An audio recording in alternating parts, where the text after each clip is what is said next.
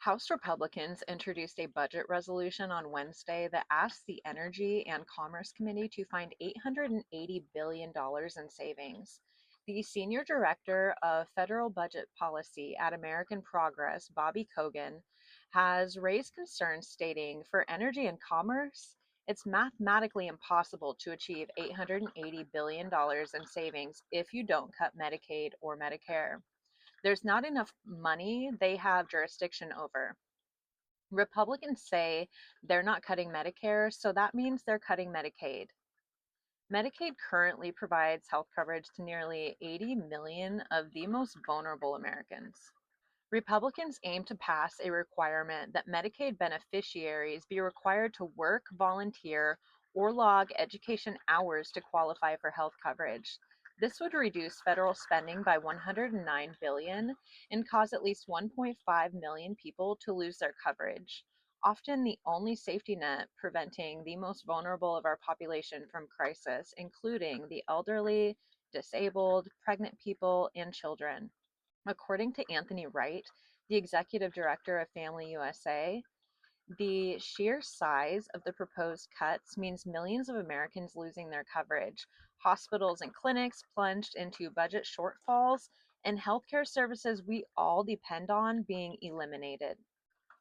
This budget resolution would also see a $230 billion cut from the Agriculture Committee, which would effectively cut SNAP, more commonly known as food stamps, by 20%.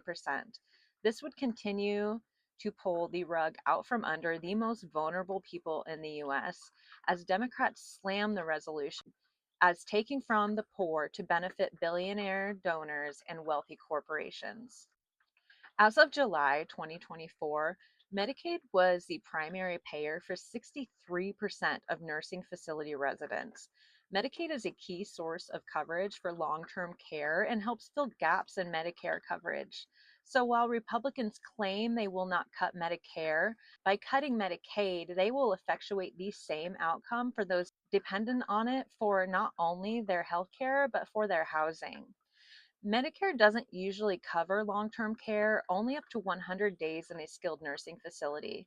Typically, after a patient has used up their 100 covered days, they are transferred to a Medicaid funded facility if they qualify. Medicaid funds more than half of long term care in the US. When our elderly no longer have access to long term care like nursing facilities, the outcome will disproportionately affect women who will be forced to resign from the workforce to stay home and care for ailing parents. It is no coincidence that the elimination of the Department of Education will have the same outcome for parents of children with disabilities. Home and Community Based Services, or HCBS, cover medical and social services that help people live independently in their community. This Medicaid funded program provides a vital safety net to people with severe physical disabilities, individuals with intellectual or developmental disabilities, seniors with significant health needs, and individuals with mental health conditions requiring intensive support. HCBS can include personal care, case management, transportation, home health care, adult day program, meal delivery, supported employment, home modification, safety checks, and respite care. HCBS programs are usually less expensive than residential care. They can also promote marginalized populations living integrated in society as naturally as possible. A homelessness crisis would undoubtedly unfold as a result of HCBS and nursing facility residents losing Medicaid funded services. This is particularly alarming because the populations who benefit from these programs cannot house themselves, live independently in a safe way, or complete basic activities of daily living, which are the very metrics used to qualify them for these support services. These programs are the opposite of wasteful spending and are vital to the well being of our communities. In June of 2024, the Supreme Court's conservative justices, many of whom were handpicked by DJT during his first term, sided with the city of Grants Pass in a decision that effectively criminalized homelessness.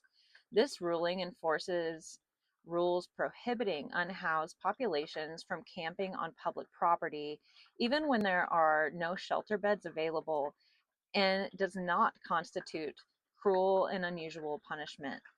Jeffrey Selbin, a Berkeley law professor and faculty director for the Policy Advocacy Clinic, said the court has greenlighted the criminalization of homelessness, which research shows is counterproductive and inhumane. DJT's current administration is currently establishing a more robust than ever prison pipeline that directly targets the most vulnerable Americans. Stock prices of private prison corporations have skyrocketed since November 5th. United States senators and congressmen are on record as having invested in these corporations, directly profiting from the incarceration of their constituents. Recent bills like HB 1484, introduced in Mississippi, that make being undocumented a felony, punishable by lifetime imprisonment without the possibility of parole, have raised red flags about the intentions of our government. The ultimate goal of legislation like this is to create a system of legal slavery, benefiting corporations and wealthy stockholders, including our lawmakers who invested in these corporations. I fear that cutting lifeline programs funded by Medicaid, like HCBS, which houses and supports intellectually disabled and mentally ill individuals, will result in the intended outcome of a prison pipeline for these populations.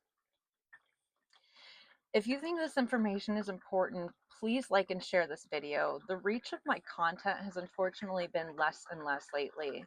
This article is available for free on my Substack, which is linked in my bio. And please don't forget to also follow me on my other platforms, as the future of this app still is feeling pretty uncertain. And honestly, what I can say on here seems to be getting more and more narrow all the time.